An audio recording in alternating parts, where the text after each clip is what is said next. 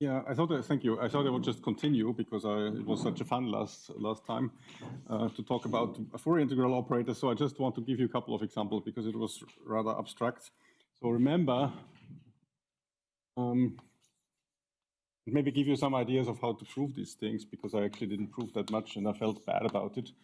So we have d dash of m cross n. So if you want, you can put the vector bundle in, but I'm not going to waste time now. And assume that if K is such a kernel, then you can think of it as a map from the functions on n to the distributions on m.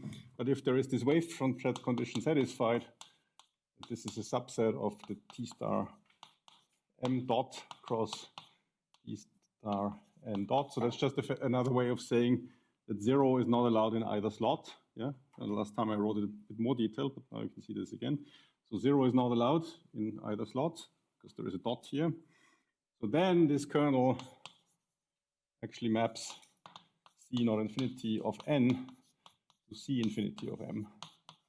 And moreover, you have this relation for the wavefront set of Ku, which is a subset of there is no good way of saying it, of the set of x comma xi in T dot m star T star dot, with the property that x comma xi comma y comma minus eta is in the wavefront set of K, and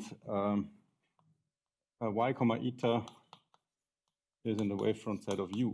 So it's explained last time what this means, namely that you can think of that as some kind of relation which maps wavefront sets to other wavefront sets.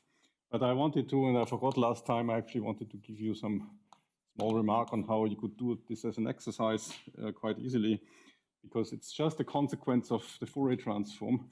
So what you do is you localize this statement to points x and y, and so this is just a consequence. This is a simple consequence. Well, maybe not that simple. Is a consequence of, well, you take Ku, so take K. Sorry, I think it was capital K. So you think of that as a function of two variables. You apply U, take the Fourier transform of Xi. So that's just because of Plancherel. This is just, well, I don't know what the factor of 2 pi to some power, right? That always appears. And then integral over the Fourier transform of K in the Xi variable minus eta variable, because I have to complex conjugate or use the inverse Fourier transform. That's where the minus comes in. And we have U hat of eta. E eta. Okay, so now you can see what's going on here. So K is smooth if the Fourier transform decays fast. So what can stand in your way of not decaying fast? Well, you're integrating here over eta, or in compact sets and bounded sets. What could happen is that Xi does not decay in this direction when eta is bounded. But that's exactly what is excluded by the condition that Xi comma 0 is not in the wavefront set. So in this direction where eta is bounded and you go with Xi to infinity, this wavefront cat condition implies that this is rapidly decaying. So that's what's going on here. So it maps C not infinity function to smooth functions. So after localizing it with a cutoff functions, that's exactly what you get out of this formula. Okay, and what can go wrong in the decrease of Xi when eta is not rapidly decaying? It's essentially the same argument. You have to then decompose this product into several cones and check what could possibly go wrong. So if you are in a compact set eta, you're rapidly decaying anyway. But if eta goes to infinity, then either this decays or that decays. That will be enough for that whole thing to decay. So of course, what you need here is that the Fourier transform is a polynomially bounded function. And technically, what you have to use is Petray's inequality. But that's an exercise. I mean, you're all able to do this. It's just the idea. And you can see that there's not anything magical. I don't need a lot of geometry or education. All I need is the Fourier transform to do this. And such type of arguments, well, maybe that's inappropriate here, but that's the type of argument you need here. And the other one, the other thing that I wanted to say, so I forgot to do that last time because I was a bit stressed out because of this integration by parts thing that always goes wrong. I also wanted to show you a little bit how this Fourier integral operator calculus is useful. to simplify your life, because it really is once you have the machine. And so I wanted to show you something. So if you have M and N open subsets of Rn and R, well, I'm going to regret this, but okay, Rn and Rn dash. No, that's a really bad idea. So Rm and Rn. So M is the dimension of M and N is the dimension of N. So far, so good. So suppose we have a submersion. So let F from N be a smooth submersion.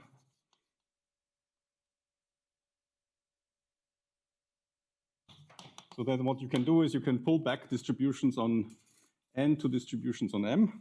So then we have a pullback map. So then we have F star as the pullback. So this goes from distributions on N to distributions on M. And I can write down actually what this is in terms of an integral kernel.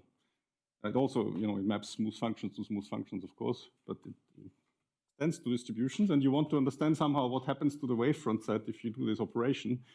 And of course, you know that because I guess I told you, or maybe you've read the yellow book in the library, which says that, well, what you should do is you take the wavefront set and you pull back the wavefront set as a subset of the cotangent bundle. But there is actually an easy way to see that from the Fourier integral operator calculus, and I just wanted to show you to you because it's fun. So it's so F star on functions is given by the following integral kernel, by the kernel. Now, last time I called it I, x comma y, right? So this is going to be the integral. Okay, there is a 1 over square root of 2 pi or something like that. So a dimension factor here that I don't want to remember. Oops. E to the I, and then you just take the delta function here, f of, y minus f of x. And if you integrate it in d theta, so theta must have as many variables as y, so I guess it's in over r n, right? So you can see that this establishes this pullback map. I hope that's right, yeah? Because that's essentially up to a factor. This is delta of y minus f of x. So there's an integral kernel that's what the map does. It establishes the pullback. Maybe there is some extra factor. I hope there isn't. Not that it matters, by the way. Okay, so what's the phase function here in this case? So phi is equal to theta y minus f of x. So last time I told you, well, you should consider there's critical points. So what are the critical points? That's when the theta derivative vanishes. And that's exactly when y is equal to f of x, right? So the critical points are consistent of the points x comma f of x comma theta, where x is in n, theta is in Rn. And so that we have this map, which goes from C phi to this Lagrangian manifold. And the map, as you remember, was x theta maps to, and I think I should slow down here a little bit because now I have two variables. So the x in the definition was an x comma y. So x comma y comma theta will be mapped to x comma y comma dx of the phi function and then dy phi. So in the presentation, there was only one variable, so it was the derivative of x with respect to x. Now I have two variables because I'm looking at a kernel, right? So and what is this map? Well, we can just write it down. So x comma f of x. And then theta is arbitrary. And I'm going to map this to the derivative, to x derivative of phi. That's minus, okay, so now it becomes harder. So minus I, minus I, no, sorry, there is no I, because my phase function doesn't have the I. That's, I think, should, yeah, so where's the phase function here? I'm looking at the wrong thing. So I take the x derivative, I get minus f dash times theta, right? X times theta. And if I do the y derivative, I get theta. So therefore, you can see now, maybe a transpose. Is there a transpose? No, it should be.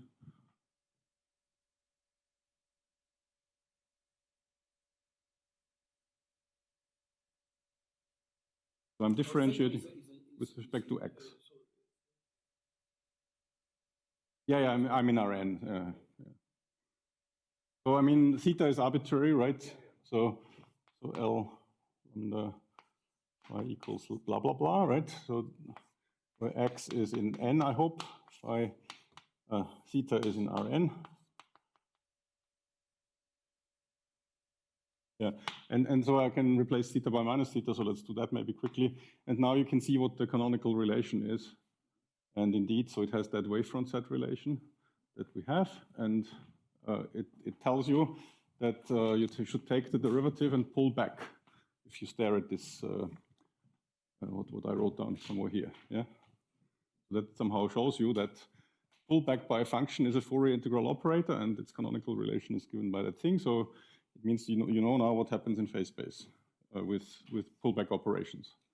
Okay, so in particular, if it's diffeomorphism, you know now how the wavefront set transforms under coordinate changes, and so it's just a special case.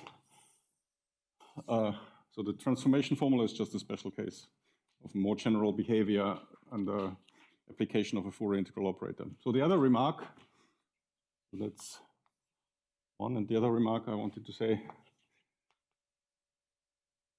oh yeah, shouldn't there be a transpose? I'm confused. Yeah, but maybe I can move it over here with the f to the -1, no? Yeah, no, not good either. Well, I think this would confuse me now. But I mean, this type of... There's 4 arguments in L phi in the bottom left, 5 in the top right. Where? There's 4 things. 1, 2, 3, 4. Oh, it's times theta.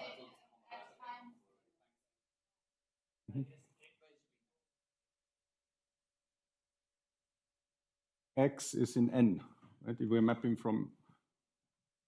maybe that's the problem. So M... Yeah, M is... Sorry, maybe I was mapping in the wrong direction. No, wait a second. So the first arc... maybe that's what my confusion is here. Yeah, okay. The pullback goes in the wrong direction, right? So I hope I did this correctly here. So f of x, x is in M. Is that so? Yeah, f is in M. Yeah, that's right. So x must be in M. Yeah, thank you.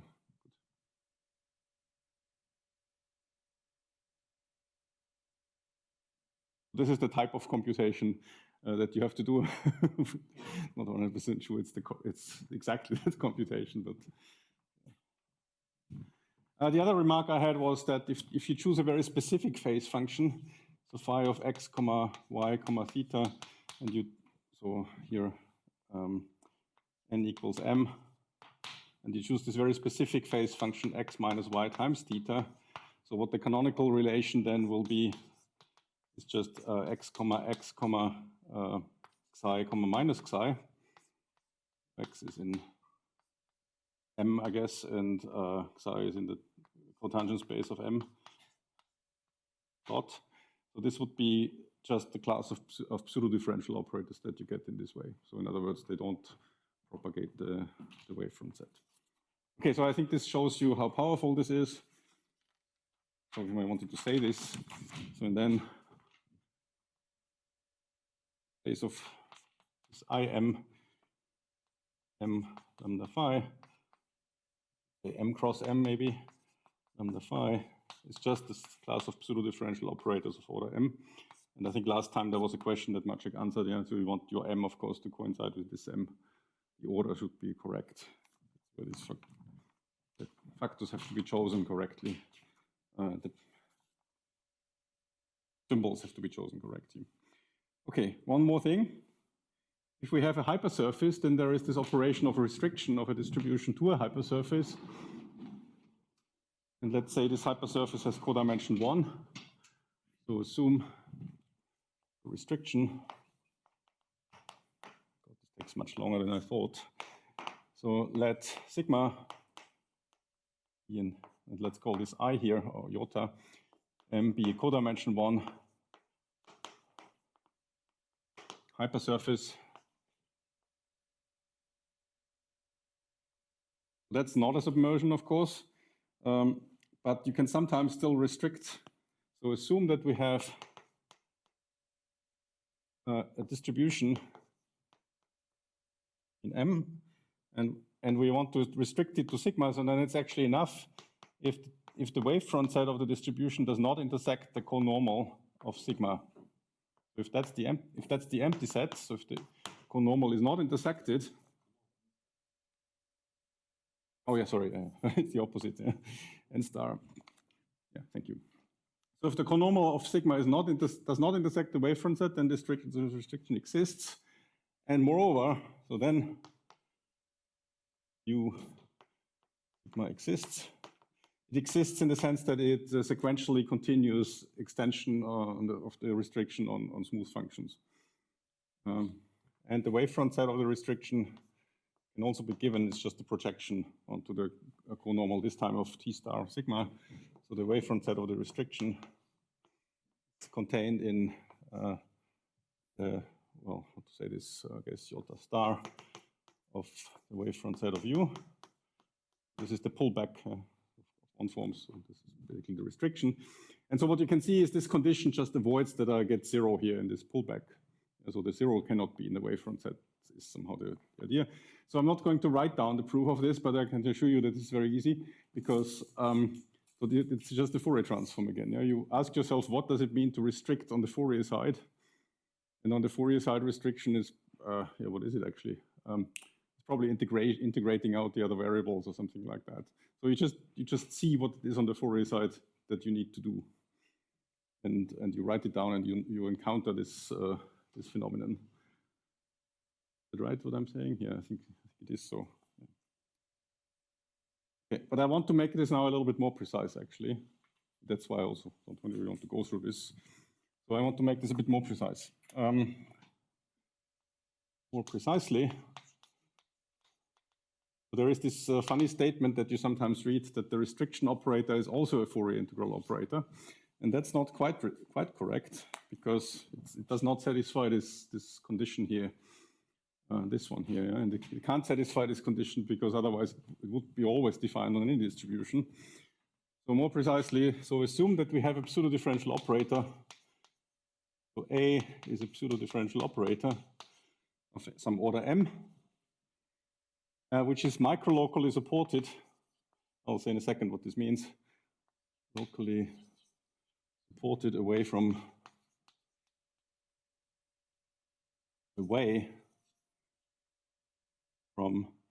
the conormal bundle of sigma. So you can take, for example, as a symbol, you can take a cutoff function, which is 1 away from this direction, but vanishes near these conormal directions, and you just use that to cut out the troublesome directions, okay? So in a way, it's like a partition of unity. You get rid of these directions. So then what happens is then we have this restriction operator. Maybe I should write this here. So this extends the restriction operator R sigma, which maps C infinity of M to C infinity of sigma, right? And the U is sent to the restriction. So then what you can do, so the restriction operator is not a good operator, but if you pre-compose it with this A here, then it is okay. So this is actually a Fourier integral operator, and its order is that of the pseudo-differential operator plus a quarter, yeah, a quarter.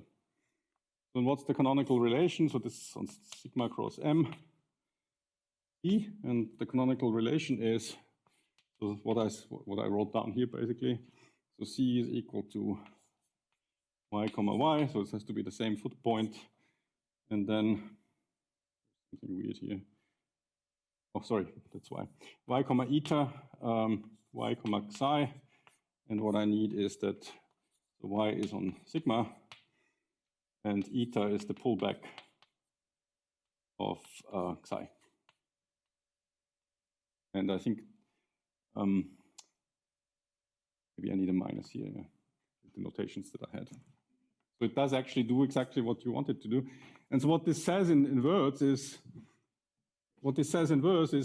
well, if your distributions don't satisfy this wavefront condition, then the A actually doesn't do anything to those. Well, you can choose the A in such a way that it's essentially 1 on such distributions.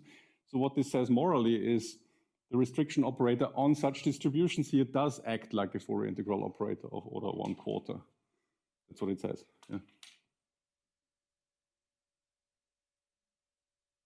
Yes. Well, then you're in trouble if you approach the conormal. Yeah. But if you stay away from conormal, for example, if you have a solution of the wave equation and you have a Cauchy surface, then if you're uniformly away from this conormal, then you have a continuity statement out of this. So there are statements which say, you know, this maps between Sobolev spaces the way you think it should. By the way, there are different conventions for the order, so you have to be a bit careful. I think Doistermat's book is using a slightly different one. It's very confusing. Okay, so what's the principal symbol? Principal symbol. So the principal symbol is 2 pi to the power minus 1/4. The principal symbol of A evaluated on x, xi. You can see here times, okay, some half density that I'm not going to explain because it's very difficult to explain it. And I'll just say why this is difficult. Eta 1/2. So what's the half density? So there is the parameterization of this canonical relation is, of course, you have the point in the cotangent space, and then there is an extra direction, the normal direction, which parameterizes the whole canonical relations, and this is this normal direction. Now you will say, well, but that's not canonically defined, and you will be right.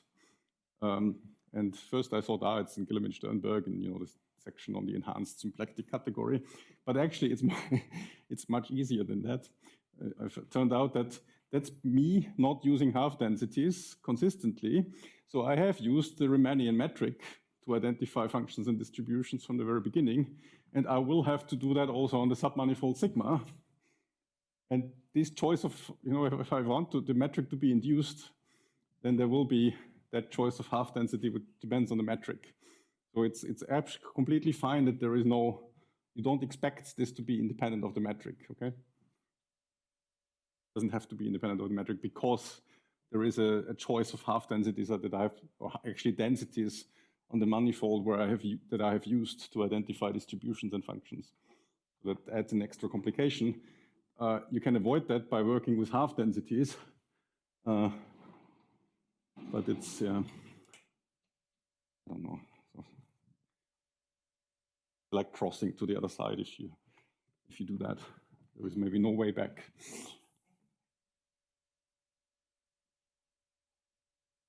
So that's the principal symbol, so everything is nice and computable, as you can see. And I think that should convince you that there is a very nice Fourier integral operator calculus. And once you got a good understanding of it, you can see it's a powerful calculus that allows you to understand many things. Okay, and I think it's now time to approach much easier things about the wave equation. Okay.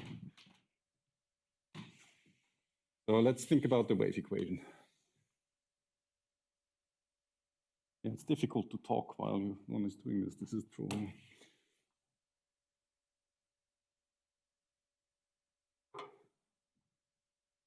So what does any of this have to do with the wave equation?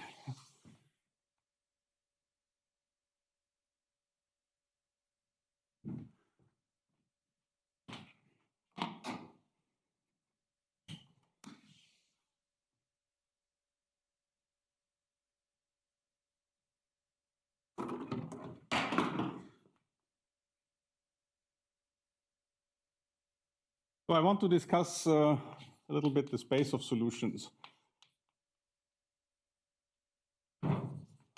of the wave equation, and let's fix a wave equation with a mass term.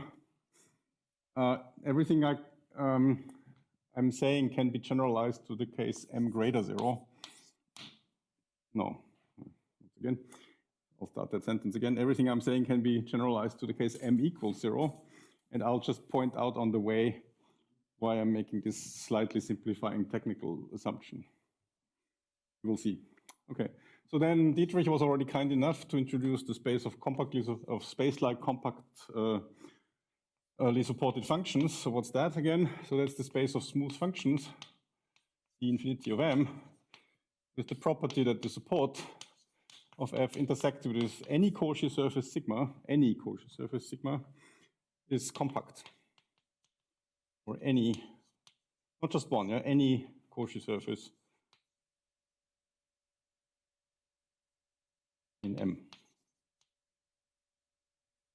So it's not really necessary to discuss this issue, whether or not one Cauchy surface or many Cauchy surfaces, because in the end we are interested in the space of solutions of the Klein-Gordon equation, or the wave equation if you want that, which then, so we're interested in, let's call this here P, let P be the Klein-Gordon operator plus M squared. So then you have the uniqueness of the Cauchy problem, which says if you take the kernel of P, so we're interested in the space of solutions, and we are only interested in those that are smooth and space-like compact supported on M. So that's the, by uniqueness of the Cauchy problem, canonically isomorphic to the space of Cauchy data on a Cauchy surface. So you need the function on the Cauchy surface, and you need the first derivative, the normal derivative, also on sigma, which gives you another one. And because I'm space-like compact supported, then this is compactly supported on the Cauchy surface. Now on the space of solutions then, because of finite propagation speed, it actually is enough to have it compactly supported on one Cauchy surface, because then it will also be compactly supported on all the other Cauchy surfaces. Okay, so then it really, so the subtlety here doesn't actually matter. Good, so that's just how it is. What's the map? Okay, so U is mapped to U restricted to sigma plus the normal derivative, or maybe if you want bundles, you have to take the covariant derivative with respect to the normal direction. Sigma. And that's a direct plus. Ah, that's much. Okay, sorry. So this space of solutions has a symplectic structure. So symplectic structure, again, I think I already said that, but it's never a bad idea to give at least two different versions with different signs in it, just to be sure. Structure, so what's that? So sigma of U comma V is equal to the integral over sigma, and U normal derivative of V times the normal derivative of U dx. And so I think it's kind of a similar computation. Yeah? Minus, yeah, sorry. Did I say times? I hope I said it right. Yeah. Yeah, so that's a similar computation because if you consider U times dV minus V times du, so then it's a very simple computation that this is a closed, co-closed one form. And so this is actually just the restriction of the corresponding dual. So in n-1 form that is closed, and you restrict it to the Cauchy surface, you get exactly that formula. But of course, that's the pairing, in, you know, with the, what is it called, the cycle. So the Cauchy surface is a cycle, and all the other Cauchy surfaces are homologous to that cycle, right?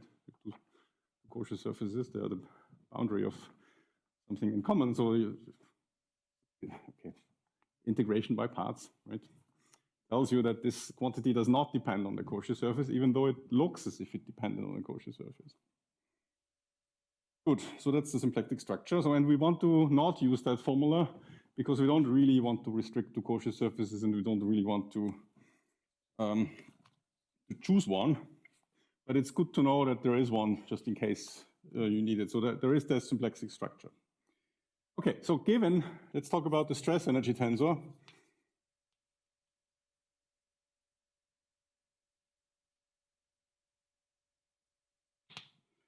What's that? So we've given ourselves a solution, so something that is a solution of this equation on the space-like compact functions. And then we consider the following tensor. So this is a symmetric 2 tensor of U. And I'm going to take so the derivative of U in J and, no, I think I want to avoid J because jk, okay? So jk u minus 1/2 g jk, then nabla alpha u, or nabla alpha u, so these are just derivatives, we're dealing with functions here, minus 1/2 g jk m squared u squared. Okay, so I want this, I want to also be able to deal with complex valued functions, so I'm gonna make a bar here for later purposes, okay? I'm polarizing this somehow in this. Of course, there is also, you can think of that as a quadratic form if you polarize it and allow two solutions. So then this has a fascinating property. So that's an easy exercise, and that one is really easy. Easy exercise.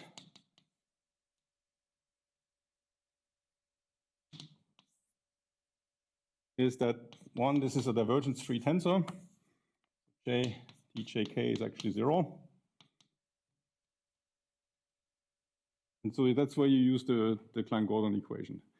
So far, everything I've said is true for the wave equation, so everything is still correct when m is equal to 0.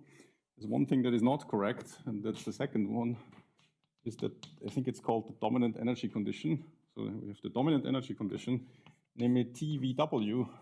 So I take two vectors and I contract this tensor with it, so of u. So what do I mean by this? So this is tjk in local coordinates, z, no, there is no z, vj, so these are the components of the vector field v, and the components of the vector field w, and then form this thing. So this is a number, or this is a function, and so this is greater equal 0 if v and w are future pointing and time-like, so future directed causal. No, maybe let's be, well, that doesn't matter, causal. Dominant energy condition. So, but now that's also true for the wave equation, but what's not true for the wave equation, that this is non-degenerate. So this is not strictly positive when u is not 0. But it's, it turns out to be, so this is, so since or if m greater 0, which we have assumed anyway, so then TVW is a quadratic form in du. So now you can see that there are only du's appearing here, right? And this u squared has gone. And so because of that, this becomes a non-degenerate quadratic form in du at every point. So T is a non-degenerate quadratic form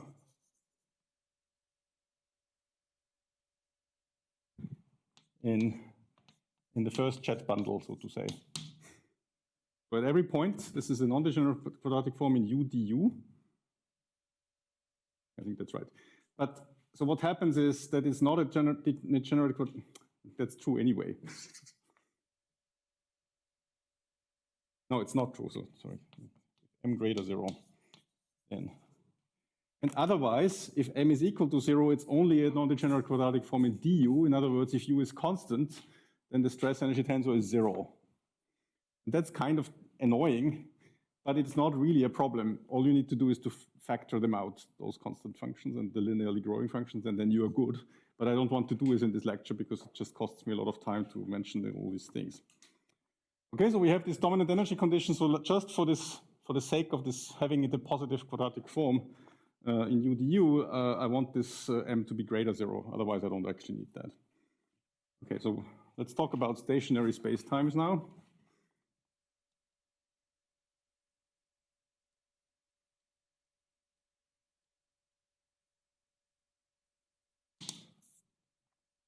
So I'm assume that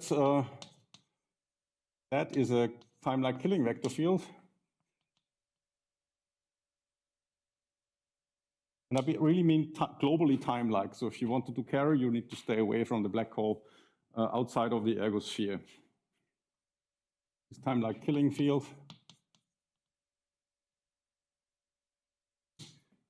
So let's assume that. So what does this mean? This means the Lie derivative with respect to the metric is equal to 0. So in other words, it generates, and let's say this is complete.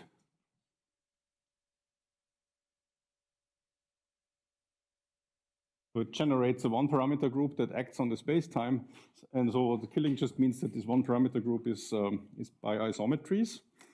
And so what this means is that we, in this globally hyperbolic stationary case, that the metric can be brought to the following form: minus n t squared plus h jk exj plus wj dt and txk plus wk dt. So it's just convenient to write it like this. I'm also following a little bit some of the physicists.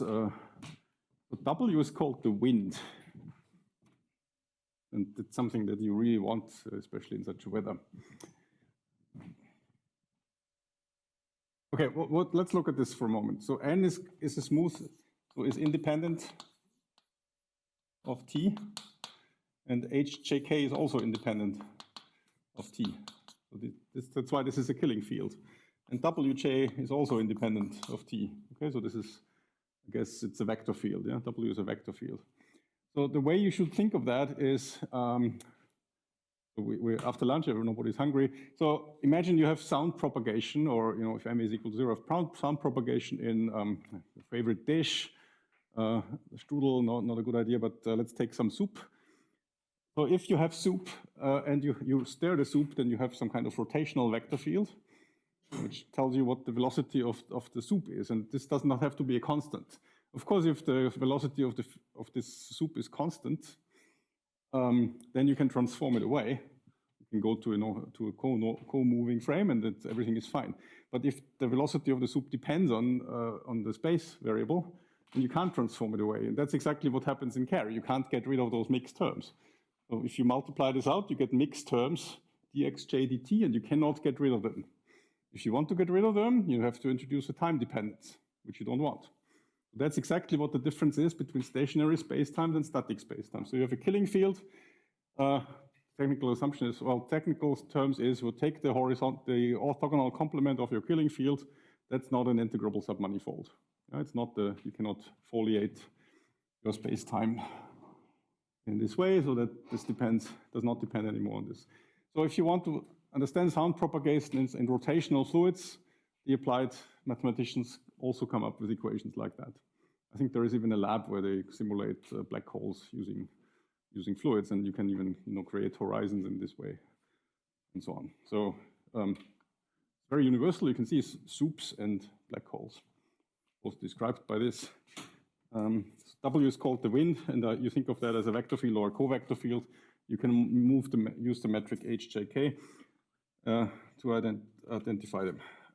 So now note that if we have this structure, first of all, our symplectic structure is then also invariant under this killing flow, because everything is invariant under the killing flow. It leaves the metric invariant. So in particular, it also means that the Lie derivative, if you think of it as a differential operator, will commute with our Klein-Gordon operator.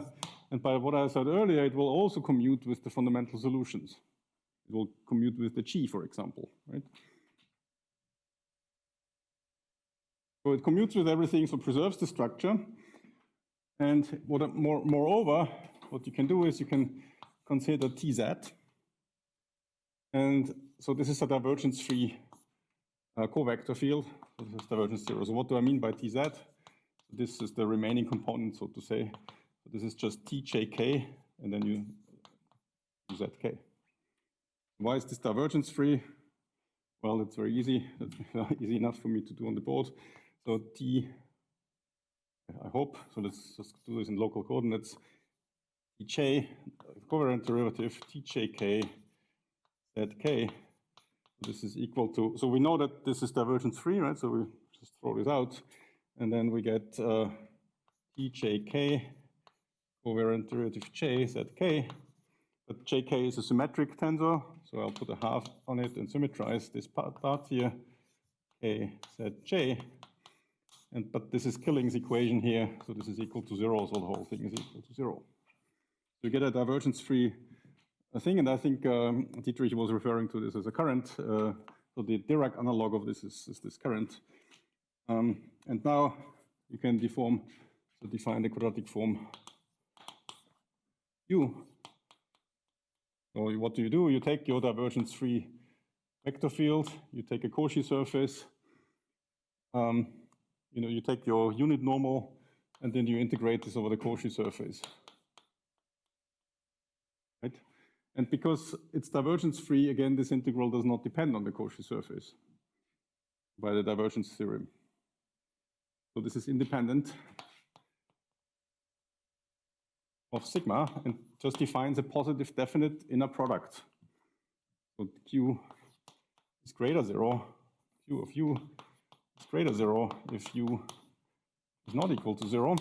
So in other words, it gives you a Hilbert space. So we define, so very similar actually to what Dietrich did. So we define a Hilbert space of solutions. So this is the completion of the kernel of our Klein-Gordon operator with this compact space-like solutions on M, and we complete this with respect to this Hilbert space in a product. So I want to point out to you, of course, you can identify this with a Cauchy surface and use the usual things and separate variables. But this here is completely independent of the Cauchy surface. It's just the overall structure that matters here. In particular, Q is invariant under the pullback of the flow, so under e to the t z, right, the Lie derivative, so that introduces a flow. And so the pullback of this flow, so maybe I'll also write it like this. So this acts on functions. But if it acts on the space of solutions, and it leaves this invariant because it leaves Q invariant. So what you get is a Hilbert space with a one-parameter unitary group, strongly continuous. So there is a self-adjoint operator associated to it, and you want to study it. It's the natural time evolution operator in this business. And again, I have not introduced any Cauchy surface to describe it. In fact, you can, I have done it here, but it's pairing in cohomology, but you can even do it without. You can just get rid of this completely. But then I'd have to talk longer. Good, so we have a Hilbert space. And so in the same way as you do in Riemannian spectral theory, at some point you restrict yourself to compact manifolds. There will be things that are true for compact manifolds, and there are also things that are true locally. For example, locally you have the heat expansion. Of course, you have to change its meaning slightly on a non-compact manifold, but still everything is true if you correctly interpret it. In the same way here, so if you go to non-compact spacetimes with non-compact Cauchy surfaces, there will be phenomena where this generator here has continuous spectrum and there is scattering theory and you'd have to replace things. There will be resonances, which are then directly related, by the way, to these modes, what are they called again? Quasi-normal modes.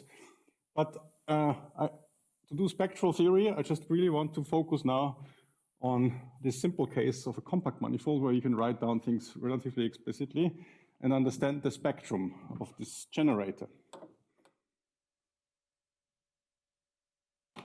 So what's the spectrum of this generator? So what happens is if you separate variables, you don't normally get a self-adjoint operator. It's not some kind of Laplace operator. That only happens when your spacetime is static. So when you do the separation of variables, I think we have seen this last week. Where's the speaker? There he is, yeah. So you have shown us that on Schwarzschild, you do separation of variables, you identify this space of solutions with Cauchy data space, and what you get is a Schrödinger operator plus a potential. That's no longer true in the general case. So this will not be, the spectrum corresponds to a so-called pencil of operators. So let's not go there. It has been remarked by a physicist, by the way, that you can write a spectrum of a pencil in these terms, so it was going the other way.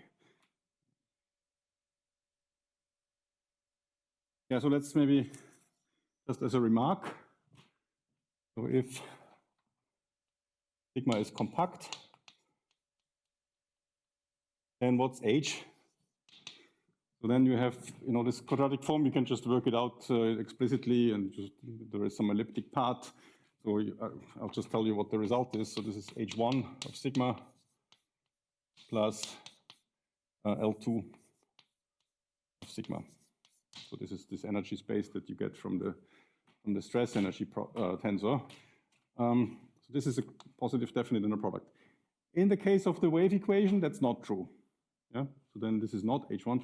You'd rather get some dotted spaces here or something like that, where you have to throw out the constant function and here and here, and these correspond to the this kind of annoying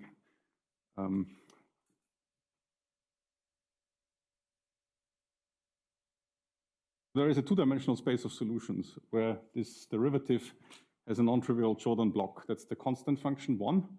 So let's go to make a cylinder, okay? Circle times r. And there's the constant function 1 and the constant function t. And they both solve the wave equation. What does the generator look like? Well, it's a Jordan block. So this proves that there is no positive definite inner product that is invariant under the Killing flow on the space of solutions. Because otherwise, by the spectral theorem, there would not be any non-trivial Jordan blocks. So you cannot expect, in general, a positive definite inner product on the space of solutions. But what there always is a Hilbertizable topology that is invariant. So there's always this in the background. So that's also true for the wave equation. So for this presentation, it's much easier to take m equals 0, then we are in a Hilbert space, and we are immediately in a self-adjoint setting. If you do the Dirac equation, that's what Dietrich pointed out last time, you can do exactly the same thing, but it's always actually much easier because the space of Dirac equations, that's I think was the main point of today's lecture, there is a natural positive definite inner product on the space of spinors on a Cauchy surface. And the Cauchy evolution operator that maps between those Cauchy surfaces is actually unitary, automatically. No stationarity needed, no stress energy tensor needed. And so therefore, if you have a Killing field, you automatically have a generator which is self-adjoint. Here, that's not true, and I've shown you a counterexample. So if it can be even worse, if you add a negative potential to your Klein-Gordon equation, then you can have bound states and all kinds of things can appear, and non-trivial Jordan blocks, and then you have to modify the Hilbert space theory to, even if the Cauchy surface is compact, you can introduce some Pontryagin spaces into spectral theory. So I will not go into this at all. We stay in this simple situation where we have a Hilbert space. Good. Ooh, I still have 3 pages. Okay. So example. So let's go back to this guiding principle where we rediscover spectral theory in a Riemannian manifold. So let's take m is equal to r cross sigma. And so in this case, the metric is minus dt squared. Or no, sorry, I'm fixing this product metric plus h. And then so if you take, this Hilbert space here of solutions, so you get the generator, it's just, you write down what it is on the space of solutions on H. This is isomorphic, yeah? It's not equal, but it's isomorphic via the restriction map. So it's isomorphic then in this sense so becomes isomorphic by choosing this Cauchy surface to, 0, 1, right? And then, because I have Klein-Gordon, I don't have the Laplace operator here. I'd rather have Laplace plus m squared. And then I hope I did this computation correctly. Oh, no, sorry, there's no square root. And then there is a minus here. I hope that's right.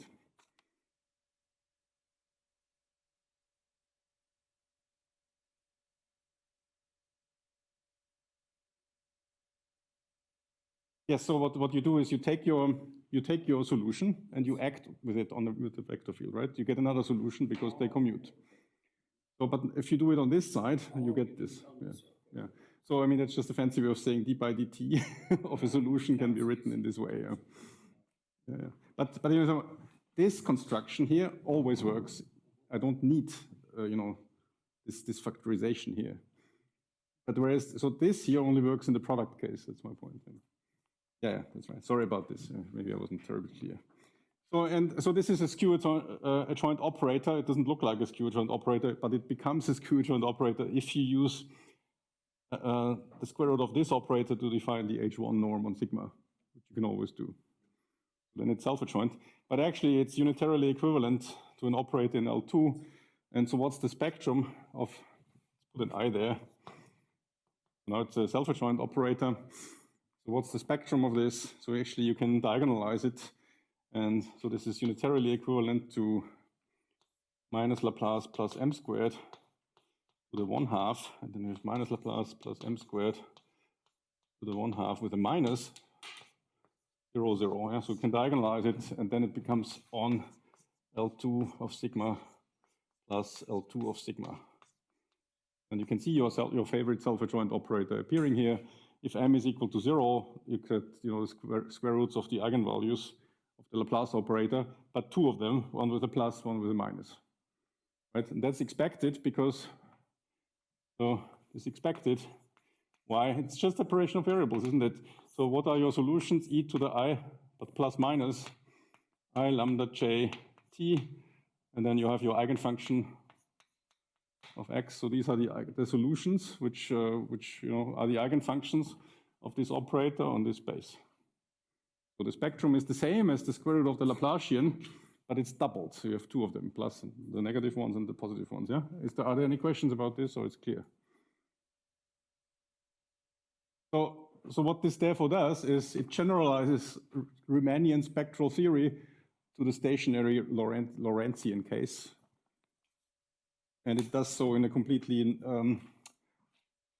invariant fashion. So maybe I should say this. If you do general relativity, I'm sure you have seen the many, many coordinate systems that you can choose on CARE. That's because everything depends on a choice of Cauchy surface. So you choose one Cauchy surface, you have one coordinate system. You choose another Cauchy surface, the coordinated system looks completely different. How do you even know that this is the same space-time? It's a non-trivial business to check whether or not these two are the same. So the advantage of taking this point of view, and okay, so at the moment there's just abstract nonsense in a way, but there is some flesh to it. I'll show you. The advantage is nothing depends on a Cauchy surface here. In fact, you can even write down Rn, even Rn with the Laplace operator, you can write down in a way that it becomes completely unrecognizable by choosing another Cauchy surface, and then your metric will look terrible.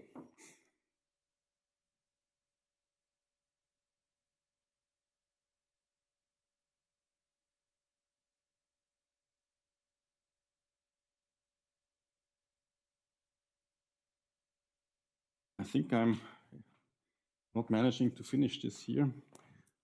Yeah.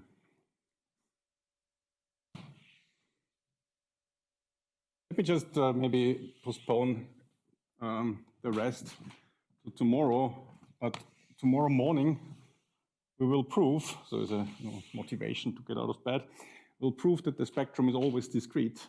And we will not do that by restricting to the Cauchy surface. We'll do it directly in a Lorentzian way.